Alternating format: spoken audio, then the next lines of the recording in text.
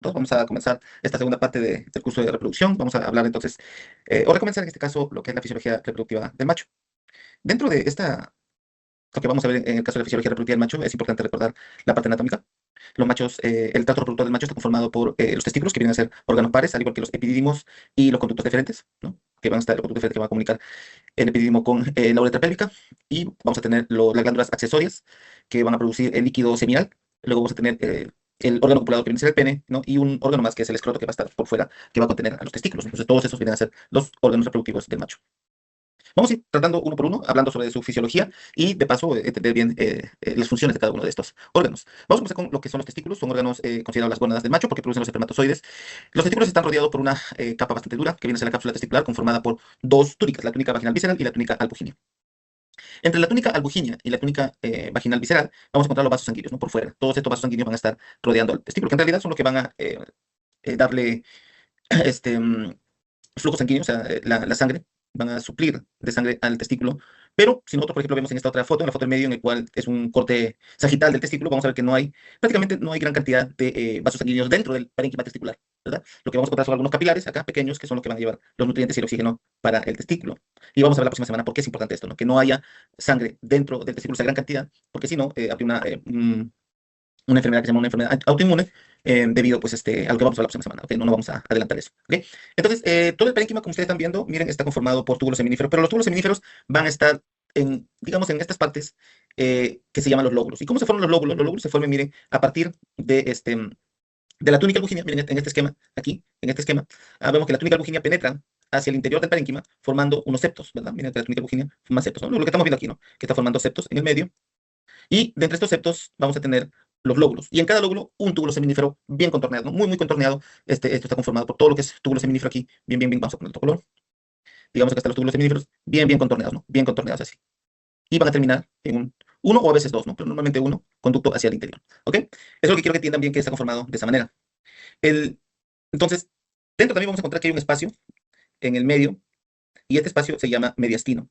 Y este espacio va a estar rodeado por esta enmarañado de túbulos, que vienen a ser la red testicular. ¿Ok? Que van a, digamos, captar todas las terminaciones de los túbulos seminíferos, donde van a llegar los espermatozoides, ¿no? Que se forman en el túbulo seminífero. Y todo esto va a ser llevado hacia afuera, por medio de la red testicular. ¿Ok? Si hacemos, por ejemplo, aquí otro esquema, vamos a ver nuevamente el lóbulo, túbulo seminífero, y llega acá las terminaciones de los túbulos seminíferos a este enmarañado de túbulos que vienen a ser la red testicular. ¿Ok? La red testicular. La función del testículo, que vamos a ver probablemente aquí, es una función doble, son glándulas mixtas, y esta, como es glándulas mixta, su función exocrina viene a ser la producción de espermatozoides, y su función endocrina la producción de hormonas. Entonces, los espermatozoides que se forman son espermatozoides inmaduros, inmaduros, no tienen movimiento. Entonces, la única manera que puedan viajar es mediante el líquido testicular, o sea, que se forma en los túbulos seminíferos, el líquido testicular, y mediante las contracciones de estos túbulos va a ir o va a salir estos espermatozoides hacia el exterior, lo vamos a ver. O sea, la última parte se van a llamar los ductos eferentes, que lo vamos a ver ahorita, ¿no? Entonces, esa es la última parte. Entonces, nuevamente, mira aquí cómo este es ya un corte histológico de lo que es el testículo. Acá vemos esta parte que viene a ser el septo, acá, el septo que divide, ¿no? Este vendría a ser un lóbulo, y oh, perdón, y el otro viene a ser el otro lóbulo. Este es un lóbulo, y este viene a ser el otro lóbulo. Y aquí vamos a ver que los túbulos están bien, bien contorneados, tanto que se pueden ver. Pareciera que fueran varios túbulos, pero es solo uno que está bien, bien contorneado, ¿no? Y vemos que el túbulo seminífero, si en un corte transversal, vemos que tiene acá una parte basal, ¿no? Aquí, todo esto, que divide pues, el túbulo seminífero con el intersticio, ¿no? Y en el intersticio vamos a encontrar otras células. ¿Sí? Acá hay una célula, acá hay otra célula, ¿no? En el intersticio. ¿Sí? Estas células son células intersticiales, y las células que están dentro del túbulo seminífero son las gametogénicas, ¿no? Las que van a producir los espermatozoides. ¿Sí? Entonces decíamos un poco para regresar aquí, que en la red testicular, todo esto que van acá hacia arriba, van a terminar en los conductos eferentes, que más o menos son siete, a veces seis, a veces ocho, pero siete en promedio. Estos túbulos, los ductos eferentes, que son las terminaciones de estas redes testis que van a llegar hacia el epidídimo, ¿no? Que es la última parte. ¿Ok? Y eso es lo que quiero que veamos aquí. El otro órgano viene a ser el epidídimo. El epidídimo. Entonces, decíamos que acá llegaban, aquí a esta parte del epidídimo, los conductos eferentes, ¿no? Que vendrían a ser las partes del, este, de la red testicular, ¿no? Pero al final todo esto se fusionaba formando un solo conducto. Entonces, el epidídimo es un solo conducto bien, bien enrollado. Muy, muy enrollado. Y va a formar tres partes, ¿sí? La cabeza, el cuerpo y la cola, que es muy grande, ¿no? La parte más grande es la cola. Todo esto es la cola. ¿Ok? Entonces, cada parte del epidídimo tiene una función. Pero en realidad, en general, todo comienza en la cabeza, ¿no? ¿Por qué? Porque ¿se acuerdan cómo se llama el líquido que se producía en el testículo? Aquí, en el parénquima, toda esta parte, vamos a poner así, toda esta parte está conformada por líquido testicular, lo forma el mismo túbulo seminífero. Todo esto es líquido testicular, ¿no? Líquido testicular acá, que permite la salida del espermatozoide, porque el espermatozoide que se forma es inmaduro sin movimiento.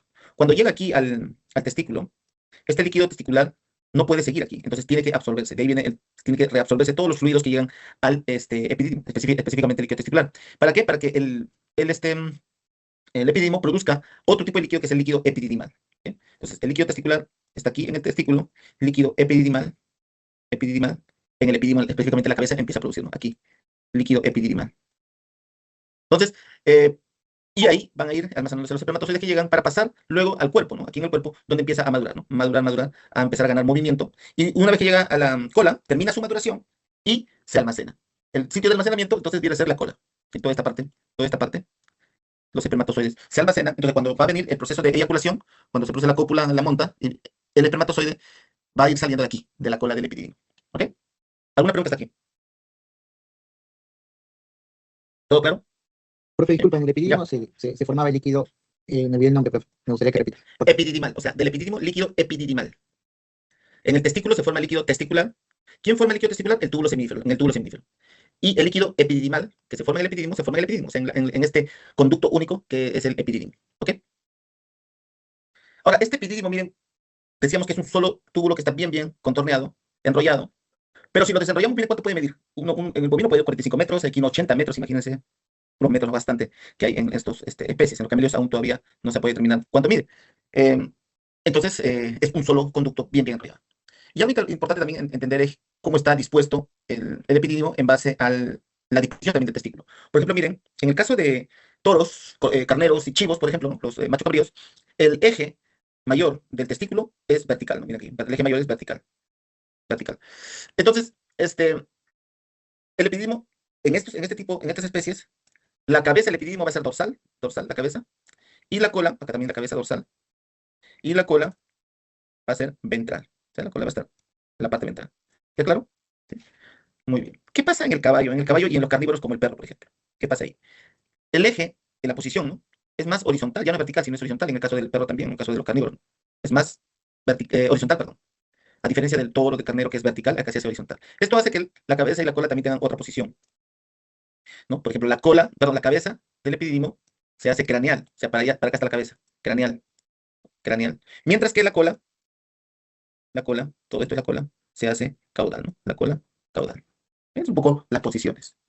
¿Y qué ocurre en los barracos, en los sardos y en los camellos, como la llama, alpaca? ¿Cómo ocurre? Vuelve a ser, miren, una posición, el eje, ¿no? Mayor del testículo, vertical, en ambas especies, ¿no? Vertical. Pero ¿cuál es la posición del epididimo? Ahí está donde varía. La cabeza, perdón, la cola se hace dorsal en ambos lados y la cabeza es ventral. ¿Ok? Entonces, un poco para que entiendan las posiciones del epididimo en un animal vivo, ¿no? En relación al testículo. ¿Alguna pregunta? ¿Ninguna? Ahora, ¿por qué es importante esto? Porque cuando nosotros hacemos ecografía de testicular de los animales, debemos saber nosotros dónde se encuentra ubicado el epididimo para, ¿no? Tener en cuenta em, dónde estamos realizando dónde estamos poniendo, ubicando el transductor y que no tener problemas, ¿no? No poder decir, por ejemplo, ¿no? Pensando que es como en el toro, haciéndole una ultrasonografía dorsal, estamos diciendo que está la cabeza, ¿no? Cuando la cabeza, en este caso del epididimo, se encuentra ventral. Por ejemplo, en el cerdo, ¿no? ¿Ok? Ahí viene la importancia de poder entender la posición del testículo epididimo en las especies. El otro órgano viene a ser el conducto deferente. El conducto deferente es un órgano muscular, principalmente muscular, bueno, dice fibro muscular. Miren, por ejemplo, aquí, ¿no? En esta foto acá. Bien, la parte epitelial es bastante pequeña, todo esto nomás sería la parte epitelial. Y de ahí casi todo es músculo, ¿no? Acá tenemos la primera capa que es circular, y luego tenemos otra capa que es longitudinal, y luego otra capa que es circular. Miren, bastante, todo esto es músculo liso, ¿no? Músculo liso. Entonces, la función principal del conducto deferente viene a ser el transporte de espermatozoides. ¿Ok? En el momento de la eyaculación, decíamos que los espermatozoides que se encuentran en el epididimo, en la cola del epididimo, van a salir al exterior, pero no, digamos, no van a ir nadando, pues ya pueden moverse, pero no van a ir nadando desde el epididimo hasta la uretra pélvica, sino que es transportado gracias a los movimientos peristálticos de este conducto fibromuscular que se llama conducto deferente. ¿Ok? ¿Está claro? ¿Alguna pregunta? Al final del conducto deferente va a haber un ensanchamiento. eso se le llama la ampolla del conducto deferente, que en realidad es considerado una glándula accesoria, ¿ok? De los machos. Y acá podemos ver, miren, aquí en este sería un diagrama, un dibujo, en el cual, ¿se acuerdan ustedes? Acá arriba se veía acá, el epitelio bastante pequeño. Acá ya miren, todo el epitelio es bastante glandular, ¿no? Todo. ¿Por qué? Porque está conformado por justamente tejido glandular, porque este ensanchamiento se considera una glándula accesoria del macho, la ampolla del conducto deferente. No sé si lo podemos ver esto acá.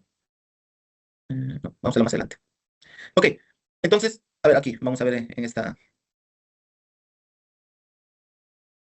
Y miren, en el toro, por ejemplo, miren aquí, el conducto, acá está la cola, esta es la cola, y de la cola va a salir el conducto deferente hacia, o sea, va a salir del escroto para ingresar a la cavidad peritoneal, ¿no? Esa es su función, tiene que ingresar a la cavidad peritoneal, el conducto deferente, tiene que entrar hacia arriba.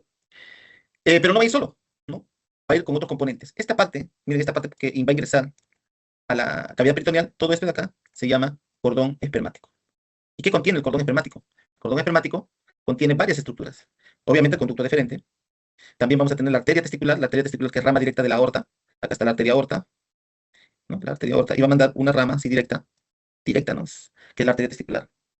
¿Eh? Y lleva mucha sangre, flujo, oxígeno, nutrientes al testículo, porque el testículo es una máquina de producir espermatozoides, entonces necesita mucha energía. Y por eso la arteria testicular lleva todos esos componentes directamente de la aorta, ¿no? ¿Ok? Y luego tenemos las venas testiculares, que en realidad son bastantes ramas, formando lo que se llama el plexo pampiniforme, ¿no? El plexo pampiniforme. Todos ellos también van a pasar por aquí por el cordón. ¿Qué otras cosas van a pasar también? No está acá descrito, pero por ejemplo van a pasar nervios. Los nervios, ramas nerviosas del nervio pudendo van a ingresar por acá. ¿Qué otras cosas más? Van a pasar vasos linfáticos. Vasos linfáticos, en realidad van a salir vasos simpáticos. ¿Cuáles son los que entran? Entran arteria testicular con las ramas nerviosas. ¿Qué es lo que es del nervio pudendo? ¿Y cuáles son los que salen? Las venas en forma de plexo pampiniforme y los vasos linfáticos. ¿Ok? Y otro que sale también es el conducto deferente. Entonces, todas estas estructuras van a estar rodeadas por la túnica vaginal visceral. ¿Ok? Todas esas estructuras rodeadas por la túnica vaginal visceral.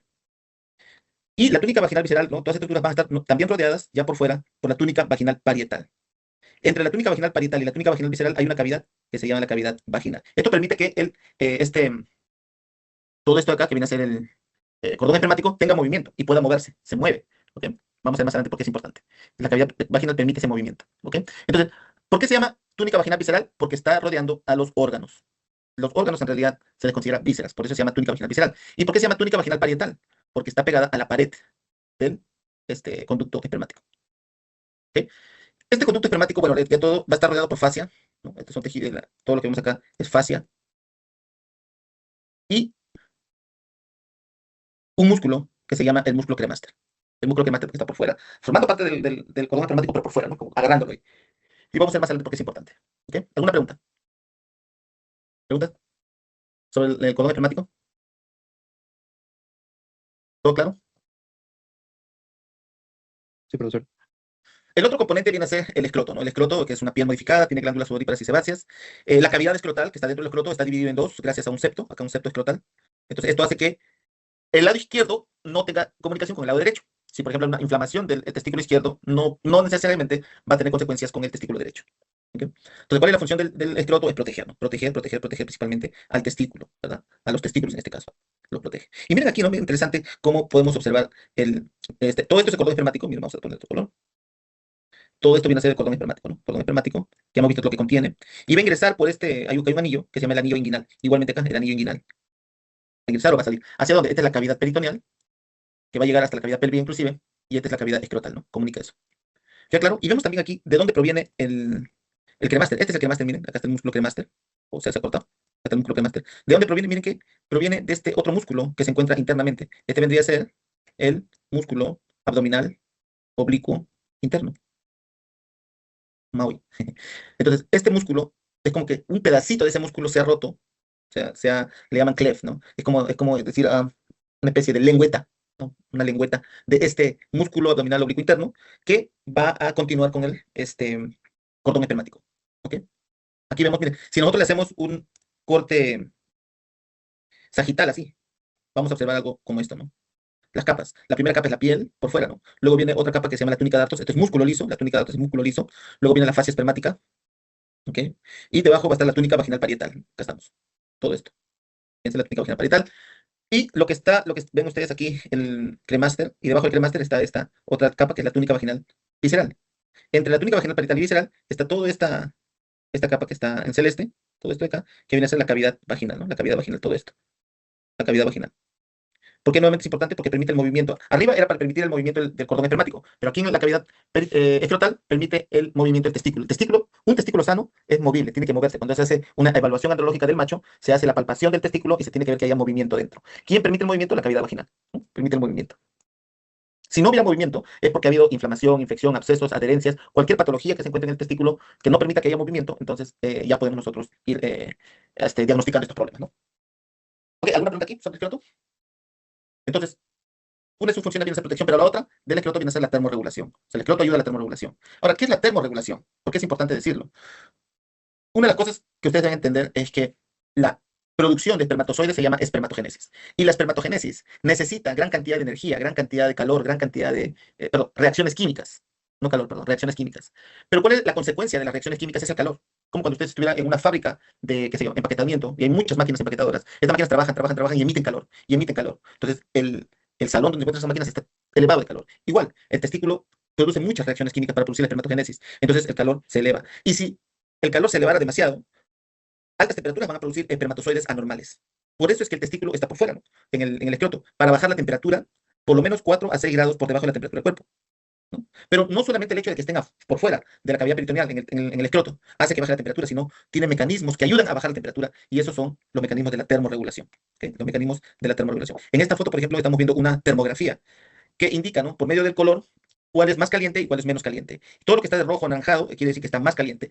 Y aquí en la foto, por ejemplo, estamos viendo que toda esta parte corresponde a vasos sanguíneos. A vasos sanguíneos que se encuentran por encima del testículo, ¿verdad? Y por debajo vamos a encontrar nosotros, miren, esta parte que es el testículo, con un color medio celeste o a veces amarillo púrpura. Esto nos indica que la temperatura es más baja. Y está bien, porque eso es lo que buscamos. ¿Ok? Pero ¿cómo hace el testículo o el individuo para mantener esa temperatura baja? Aquí están los mecanismos. El primero, y el que habíamos visto anteriormente, era el escroto. ¿Por qué el escroto ayuda a la termorregulación? Lo primero, que hay poco pelo testicular, ¿no? Un animal que tiene mucho pelo puede mantener la temperatura elevada en el cuerpo. Pero como nosotros queremos que el testículo baje la temperatura, entonces en la mayoría de especies el testículo está libre de pelos, muy pocos pelos, ¿no? Y es un tipo de piel que tiene glándulas sudoríparas y terminaciones nerviosas. De manera que cuando hay mucho calor, estas terminaciones nerviosas que se encuentran cercanos a las glándulas sudoríparas mandan información al cerebro, ¿no? ¿Para qué? Para que empiece a dos cosas, ¿no? A respirar más y a empezar a sudar, ¿no? El sudor es un reflejo del sistema nervioso para perder calor. ¿Cómo se pierde el calor? Mediante el sudor. El sudor es un líquido que empieza a salir con calor hacia el exterior. ¿Ok? Y al ayudar la respiración, eso mismo también ayuda a que haya intercambio de aire hacia el exterior y baje también la temperatura. Entonces, miren la importancia del escroto para mantener la termorregulación.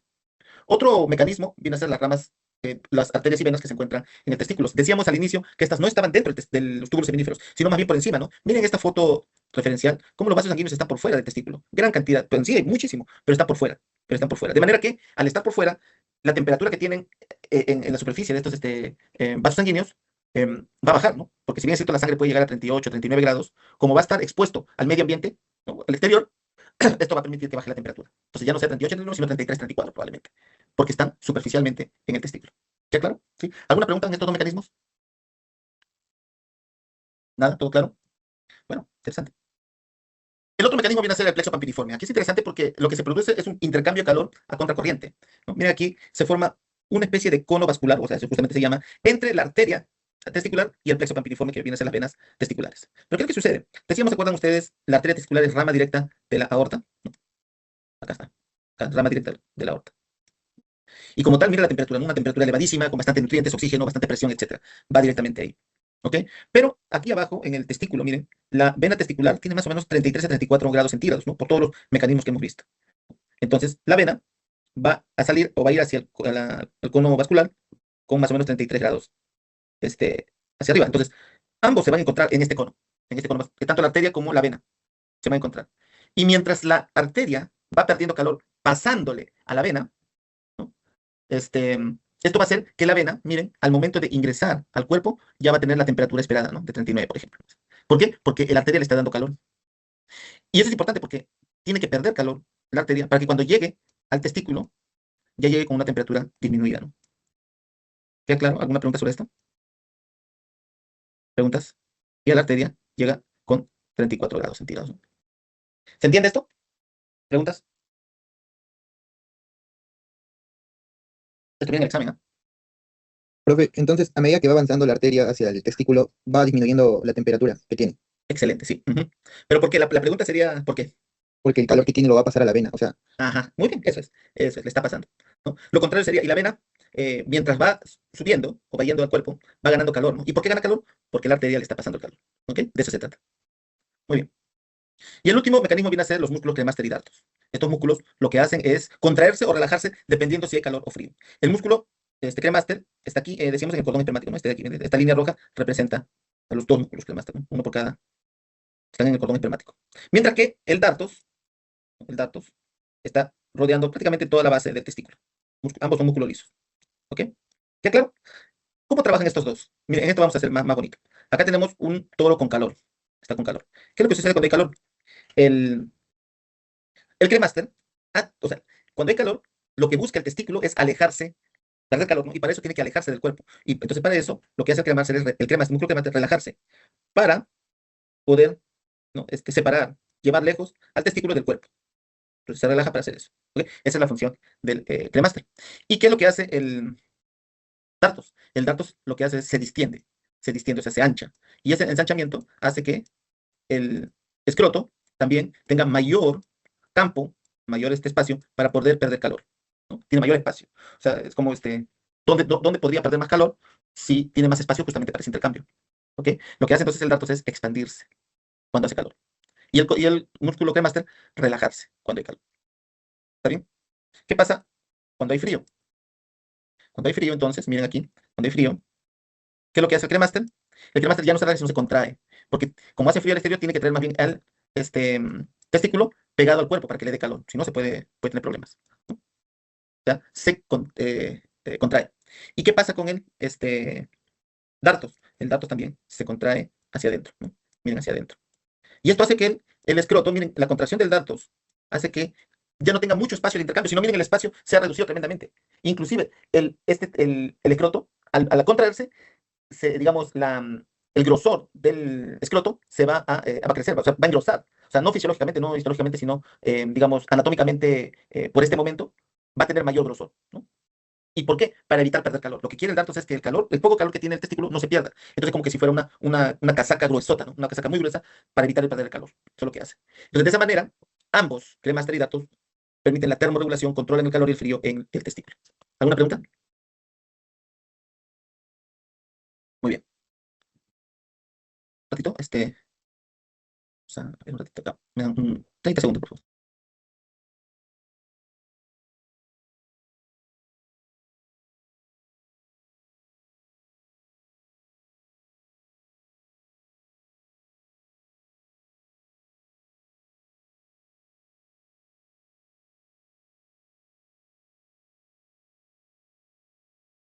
Ok, entonces, un poco para entender lo que es la, la formación de los testículos, hay que comenzar desde la parte embrionaria. Tanto, digamos, la formación de la gónada masculina como la gónada femenina comienza con la migración de unas células que se encuentran en la parte posterior del saco vitelino, ¿no? Todos estos de acá, miren aquí, todas estas celulitas que se encuentran acá, todas estas, son llamadas las células germinales primordiales, ¿ok? Que van a migrar, ¿no? En algún momento durante el desarrollo embrionario, migran y van a colonizar un área específica llamada cresta gonadal, o también le llaman cresta genital, ¿ok? Este se encuentra, bien, si digamos, sea la parte cervical del embrión, esta otra parte, la parte torácica del embrión, toda esta parte sería la parte lumbar del embrión y de aquí para acá la parte coxígea, ¿no? Entonces, en la parte lumbar, la región lumbar, ¿no? Del embrión, más o menos, bueno, no más o menos, perdón, sino pegado a la pared dorsal del peritoneo, se encuentra esta cresta llamada cresta gonadal, ¿no? Es una estructura formada por mesodermo intermedio en esta zona, y ahí van a llegar las células germinales primordiales. ¿Qué es lo que hacen? Dependiendo si van a ser machos o hembras, van a transformar estas células germinales primordiales, la cresta gonadal, en ovarios o en testículos. Pero al inicio todavía no se sabe si es macho o hembra, por eso se le llama sexo indiferenciado. La pregunta que les hago entonces, ¿a qué se debe? ¿De qué depende de que este embrión pueda ser macho o hembra? ¿De qué cosa depende? Le pregunto. ¿De qué? No escuché. De un gen. Más o menos, sí. ¿De dónde proviene ese gen? El gen, ¿de dónde proviene? ¿De qué parte sale un gen? ¿De dónde? El cromosoma. Sí. ¿Y qué es el cromosoma? ¿Qué es el cromosoma? Pues yo le digo, creo que al inicio del curso hablamos de que en este curso de reproducción, sobre todo en repro, no sé si en otros cursos más, ustedes tienen que aplicar anatomía, fisiología, histología, embriología, casi todas las guías de todo lo que han aprendido hasta ahora. ¿Ok? Todo, biología molecular, biología, todo esto tienen que aprender. ¿Qué es un cromosoma? En pocas Creo que palabras, era ADN condensado. es el ADN condensado. Eso es cromosoma, el ADN. ¿Y por qué se forma el cromosoma? ¿Por qué se forma el cromosoma? ¿Cuándo se forma el cromosoma? En una pequeña parte de la vida de la célula, que se llama mitosis. Solamente en la mitosis el ADN se va a condensar para que pueda separarse, ¿no? Ustedes se acuerdan, ¿no? Metafase, anafase, telofase. La única manera de que puedan separarse, no como ADN, porque el ADN no puede, tiene que condensarse en forma de cromosomas y salir. Pero en realidad cromosoma es ADN, y el ADN está conformado por muchísimos genes, ¿verdad? Pero ¿cuántos cromosomas? ¿Y todos los cromosomas son iguales? Obviamente no. Por ejemplo, el ser humano, ¿cuántos cromosomas tiene? Tiene 46 cromosomas, ¿ok? Tiene 46 cromosomas. Los dos últimos, o 23 pares. El último par de cromosomas son llamados los cromosomas sexuales, que están divididos, se han separado por dos letras. ¿Cómo se llaman esos dos cromosomas sexuales? El cromosoma X y el cromosoma Y. Cromosoma Y. Y, ¿no? Cromosoma X, cromosoma Y. Entonces, ¿de cuál de estos dos depende la diferenciación del sexo? ¿Del cromosoma X o del cromosoma Y? Todo depende del cromosoma Y.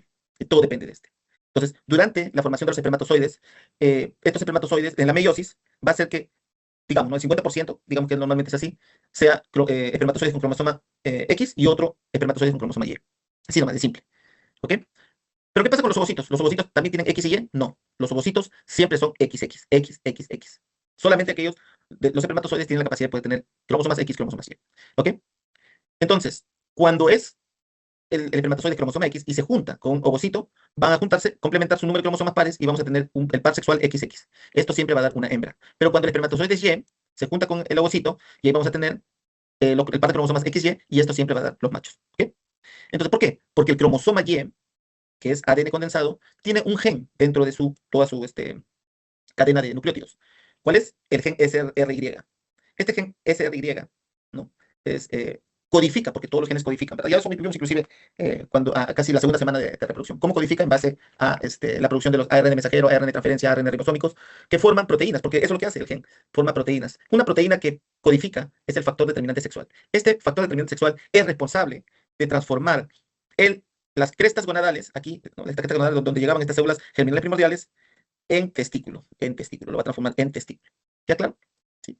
Es la presencia de ese factor determinante, que es una proteína que lo produce el gen SRY, que se encuentra, ¿no? Que es parte de esta cadena de nucleótidos del ADN del cromosoma Y. ¿Ok? ¿Preguntas? Así se forma el testículo. ¿Pero qué pasa con esas células germinales primordiales? Estas células germinales primordiales se van a transformar en un grupo específico de células que se llaman espermatogonias. ¿Ya claro? Las células germinales primordiales, estas de acá, las células germinales primordiales se van a transformar, ya cuando se forma el testículo ahí en los túbulos seminíferos, dentro de los túbulos seminíferos, en espermatogonias, que son células madre que se encuentran en los túbulos seminíferos. Hasta eso, estas espermatogonias viven toda la vida del macho, toda la vida, están ahí presentes, bueno, toda la vida. Por eso se llama células madre, porque a partir de estas espermatogonias van a formarse los espermatozoides. ¿Ok? Muy bien. Recordando en biología, entonces, el testículo, entonces, ¿verdad? Obviamente es parte del macho, ¿no? Es parte del macho. Pero macho y hembra tienen diferente tracto reproductor. Por ejemplo, en el caso de la hembra, ¿cuáles son los conductos que forman parte del tracto reproductor? Oviducto, útero, vagina. Y en el caso del macho, ¿cuáles son los conductos que forman parte del tracto reproductor masculino? ¿Cuáles son? Epidídimo, ¿qué hemos visto ahorita? Conducto deferente, uretra, ¿no? Entonces, todos esos van a formar. ¿De dónde provienen cada uno? Cada uno proviene de unos ductos embrionarios que encontramos aquí. Los machos, o sea, conductos masculinos, se van a formar a partir del conducto mesonéfrico y los conductos femeninos van a formarse a partir del conducto paramesonéfrico. ¿Está bien? El mesonéfrico, todo lo que es macho, el paramesonéfrico, que es de hembra. ¿Ok? ¿Cuáles son los otros nombres que tienen estos conductos? En el caso del conducto mesonéfrico, también se le llama conducto de Wolff. Y el paramesonéfrico también se llama conducto de Müller. ¿Está claro? ¿Ok? Entonces, si yo les preguntara, en el macho, ¿cuál de estos dos conductos tiene que desaparecer? ¿El conducto de Wolff o el conducto de Müller? ¿El conducto de Müller? ¿Verdad? Tiene que desaparecer. ¿Y qué es lo que hace el macho entonces? el macho en el testículo se forman dos células, tipo celular, no dos células, sino conjunto de células, las células de Sertoli y las células de Leydig, ¿ok? Estas células de Sertoli son importantes porque estas células de Sertoli producen una hormona que se llama hormona antimülleriana. Y bueno, ¿qué es lo que hace la hormona antimülleriana? Permite la regresión del conducto paramesonéfrico o conducto de Müller, ¿no? Por eso antimülleriana, conducto de Müller. Entonces, mata el conducto, ¿verdad? Entonces, ya no desarrolla y solo desarrolla los conductos masculinos. ¿Qué pasaría si las células de Sertoli no producen hormona antimülleriana? ¿Qué pasaría? Se mantiene el conducto de Müller. Se mantiene, pero no solamente se mantiene, sino se desarrolla en conductos femeninos. ¿Sería el hermafroditismo? Eso se llama hermafroditismo, cuando tienen los dos conductos, cuando tienen todos los dos tractos reproductivos. ¿Ok? ¿Qué claro? Bien. Entonces, muy interesante, ese es un problema que puede existir si no hay hormona antimülleriana. Pero ¿qué es lo que nos quiere decir esto? Que el embrión de por sí, está destinado a ser hembra siempre. Porque no es que haya alguno. ¿Y cómo lo sabemos? Por lo segundo. Para que para que el conducto mesonéfrico se transforme en los conductos masculinos, que viene a ser epidídimo, conducto deferente y epidídimo, conducto deferente y parte craneal de la uretra, tiene que haber testosterona. Y la testosterona es producida por la célula de Leydig. Y tiene que haber dihidrotestosterona, porque la dihidrotestosterona es responsable de producir los genitales externos y la uretra, sobre todo los genitales externos. Por ejemplo, el pene. ¿Ok? Entonces, miren, ¿y qué pasa si no hay estos? No se forma. No se forma. Pero ¿qué pasa si no hay Müller, antimülleriana? Sí se forma, la hembra. Entonces, esto nos quiere decir que el embrión biológicamente está destinado a ser hembra, sexo femenino. A menos que esté presente, ¿quién? A menos que esté presente, ¿cuál? Quiero que quede bien. El embrión está destinado a ser hembra. Todos, el 100%. A menos que esté presente, ¿qué cosa? Las La células de Leydig. testosterona. A menos que esté presente, ¿qué?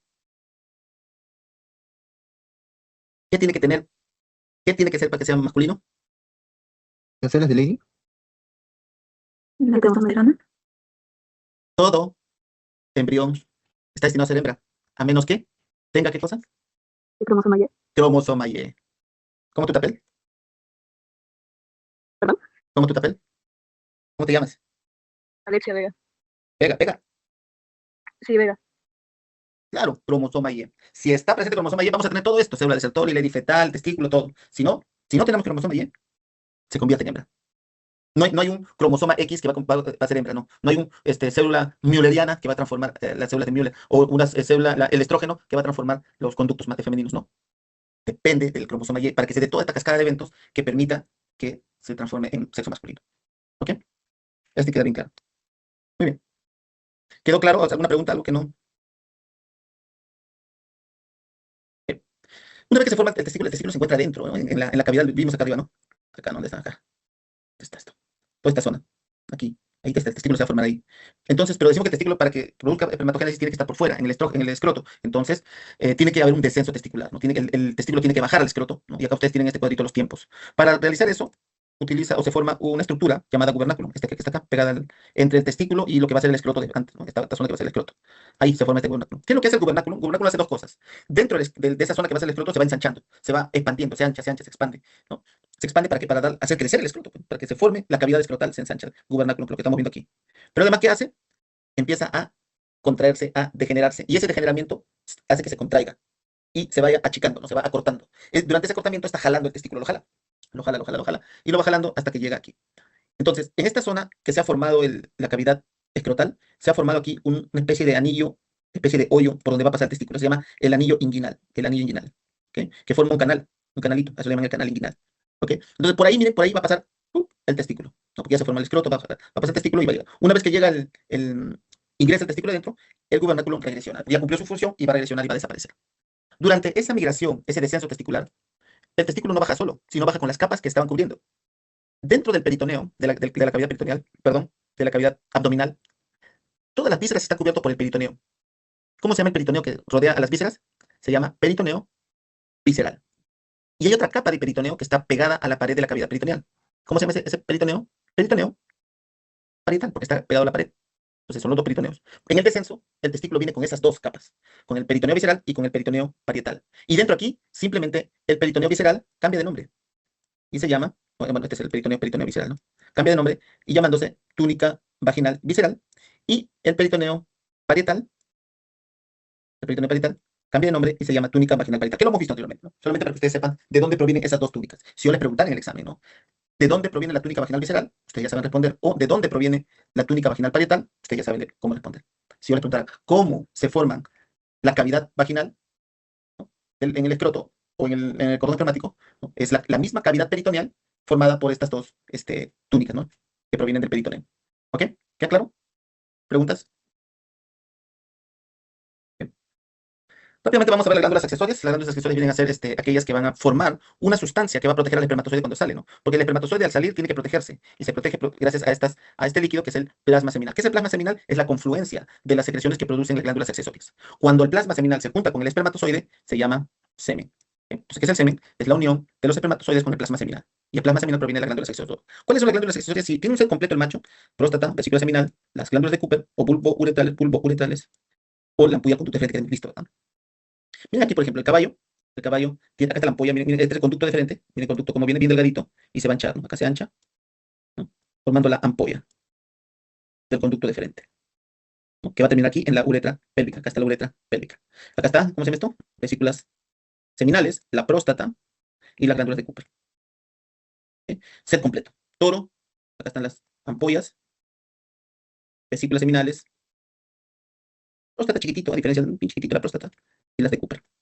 Lo mismo en el caso del carnero, del chivo, ¿no? Igual que en el caso de toro. O sea, caballo, toro, carnero, chivo tienen el set completo de glándulas accesorias. ¿Qué pasa en la llama? Mira, la llama tiene ampollas, tiene próstata, tiene bulboretrales. ¿Y cuál falta? ¿Cuál faltaría en la llama que no está presente? Estas dos que vienen acá. ¿Cómo se llaman estas dos que faltan acá? Vesículas seminales. No tiene vesículas seminales, ¿no? Perfecto, no tiene vesículas seminales. ¿Qué pasa en el caso del perro? En el perro tiene, no está acá, pero tiene ampollas, tiene las ampollas acá, ¿no?, y tiene próstata. ¿Cuáles son las que faltan? Faltan dos. ¿Cuáles son? Vesículas seminales y glándulas bulboretrales. Excelente. No tiene vesículas seminales y tampoco tiene bulboretrales, ¿no? Manancancho. ¿Ok? En el caso del gato, vamos a ver de frente, no tiene ampollas, no tiene ampollas, ¿ok? Y no tiene las vesículas. ¿Qué es lo que tiene? Lo que queda, pues, ¿no? Próstata y bulboretrales. Miren este cuadrito bastante interesante. Acá tienen ustedes todo el resumen. Viendo este cuadrito de resumen de glándulas accesorias, lo que le pregunto es: ¿cuál es la glándula accesoria que se encuentra en todas las especies? En todas, todas, todas. La ¿Cuál? próstata. La próstata, ¿verdad? La próstata se encuentra en todas las especies. ¿Ok? Y le recomiendo imprimir este cuadrito, tenerlo en su bolsillo, en su celular, ¿no? Póngalo como TikTok, de repente cada cierto tiempo que se le presente. Y no se olviden, porque de aquí viene pregunta del examen. Miren, yo poco a poco les voy dando las preguntas, miren, para que puedan levantar sus notas que han tenido en el parcial. En el final definitivamente va a venir esto. Va a venir, les estoy diciendo ya. Y bueno, todavía no está confirmado, pero probablemente pase a ser también presencial, no lo sé. Veremos, ¿no? Pero igual tenemos tiempo para ver esto de los exámenes, qué tipo va a ser. ¿Ok? Pero a lo que voy es: estudien. Esto va a venir definitivamente en el examen. El último órgano que vamos a ver es ya 20 minutos. El pene, miren, es el órgano copulado del macho. Tiene acá conformado por tres partes: la raíz, el cuerpo y el glande. Entonces, cada uno tiene en la mayoría de especies es prácticamente así. Es un órgano que tiene tejido eréctil conformado por músculos, vasos sanguíneos, gran cantidad de vasos sanguíneos. ¿Por qué se erecta? Porque se llena de sangre. Y si necesita que se llene de sangre, tiene que tener vasos sanguíneos, gran cantidad. Un órgano muy, muy, digamos, que tenemos que tener mucho cuidado cuando veamos a los machos, sobre todo a machos que tienen el pene pendulosos, porque pueden tener muchos problemas de ruptura, llagas, heridas, inflamaciones, infecciones, todo lo demás. Los tipos que hay son principalmente como estamos viendo aquí, músculo cavernoso, en realidad muscular, como en el caso del equino. Acá tenemos que poner los primates también. Todos los primates tienen un tipo de pene de tipo músculo cavernoso, ¿ok? En el caso del equino, ven ustedes que es prácticamente todo tejido eréctil, al igual que en el caso de los carnívoros, como perros y gatos, ¿no? Estos aquí también tienen músculo cavernoso, pero a diferencia de tanto los equinos y los primates, estos carnívoros tienen un hueso en el pene directamente.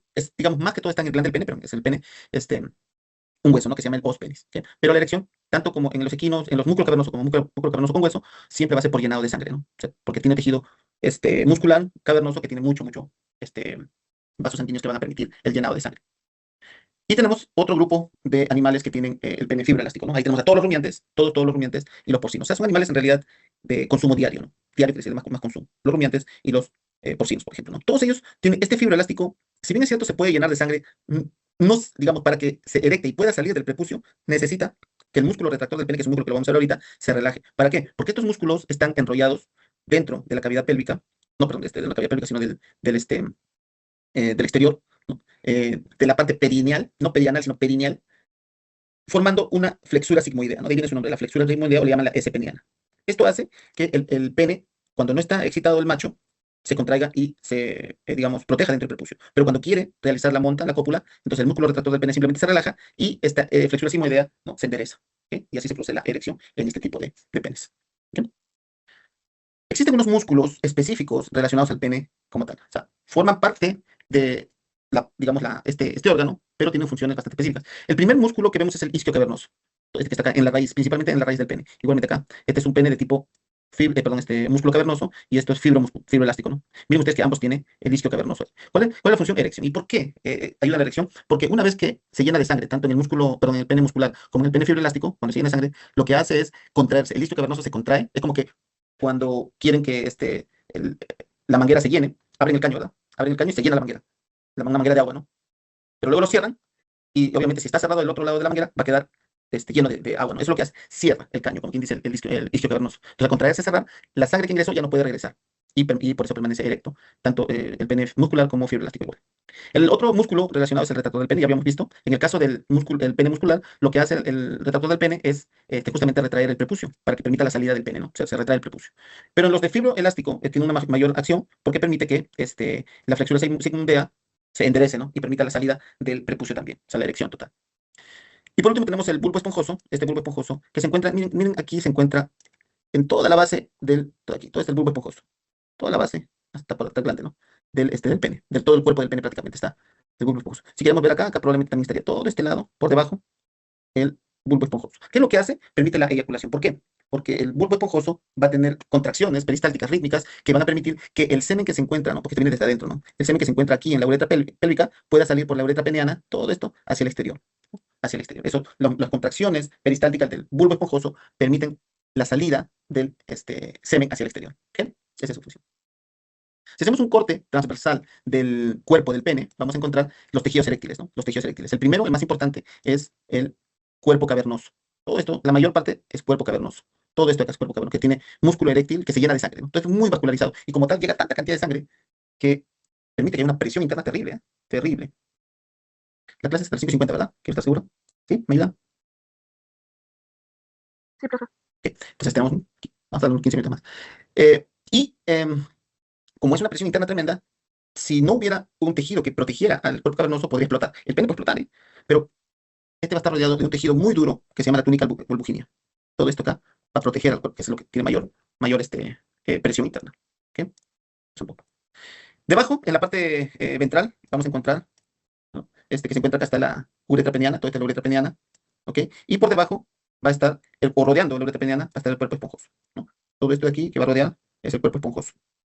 Este cuerpo esponjoso lo que hace es evita que colapse la uretra peniana al momento de la salida del semen, y lo protege, obviamente. Y miren, aquí también vamos a encontrar lo que habíamos visto anteriormente, el bulbo esponjoso, ¿no? El bulbo esponjoso, todo este bulbo esponjoso, músculo bulbo esponjoso, todo esto acá, que las contracciones rítmicas van a hacer que el semen salga por la uretra, ¿no? Por la uretra peniana va a salir por ahí. Miren, los tipos de pene, entonces, el caballo, músculo cavernoso, igual el perro, músculo cavernoso, y los fibroelásticos, el toro con su flexura sigmoidea, la alpaca con su flexura sigmoidea, y el perraco con su flexura sigmoidea. La última parte es el glande del pene, miren ahí que tiene terminaciones nerviosas, se estimula, por esas terminaciones nerviosas, se estimula para la eyaculación. En muchas especies tiene un proceso uretral, como pues seguramente ustedes se acuerdan en su práctica. Acá tenemos el caso del carnero, parecía como un gusano que salía del glande del pene, ¿no? Este es el proceso uretral. Acá también en el toro hay un proceso uretral bastante pequeño. Eh, Acá inclusive más pequeñito en caso de caballo, ¿no? ¿Ok? Todos tienen. Ahora, dependiendo de las especies, por ejemplo, en el caso del barraco, el glande es un poquito, tiene la forma de tirabuzón o sacacorchos, pero por lo demás, todos tienen una forma alargada del glande del pene. En el caso de la alpaca, tiene aquí un proceso cartilaginoso, como una especie de aguja, que esto durante la cópula permite que haya laceración del endometrio. Ya vimos anteriormente por qué es importante que haya esta laceración. En el caso de la alpaca la llama. En el caso del gato, tiene unas espículas, ¿no? Como una especie de espinas en el glande del pene, que son muy importantes también para la ovulación. Lo vamos a ver esto cuando veamos gatos más adelante. ¿Ok? Pero para que ustedes vean que también hay unas espinas o espículas en el glande del pene del gato. Y en el glande, principalmente en el glande de los carnívoros, el ejemplo que tenemos al perro, existe este hueso que se llama los penis, que se encuentra ahí, ¿no? En esa zona. Ya para terminar, entonces, esto es bastante corto, porque en la hembra habíamos visto que la regulación neuroendocrina se da principalmente por las hormonas, ¿verdad? Las hormonas, las gonadotropinas, que es la LH y la FSH, y los esteroides, que es el estradiol y progesterona. En el macho es similar, bastante similar, solo que En el caso de las hembras, los ciclos eran de días, ¿no? 21 días, 22 días, 16 días, qué sé yo. En el macho no, esos ciclos se van a dar, en un día puede haber hasta 8 veces la elevación del LH-FSH. ¿Me entienden? O sea, hay mucha más ciclos por día de estas gonadotropinas. ¿Para qué? Porque la LH es responsable de producir la testosterona. Lo vemos aquí, ¿no? Entonces, cuando la LH y pico de LH, ven aquí, va a haber pico de testosterona, pico de LH, pico de testosterona, pico de... Entonces, siempre va a estar así, porque la LH va a permitir la síntesis de la testosterona, controla la síntesis de la testosterona, ¿ok? Pero esto no se hace cada 20 días, cada día, sino se hace varias veces al día, ¿no? Hasta 8 veces inclusive, dice. ¿Ok? ¿Se entiende?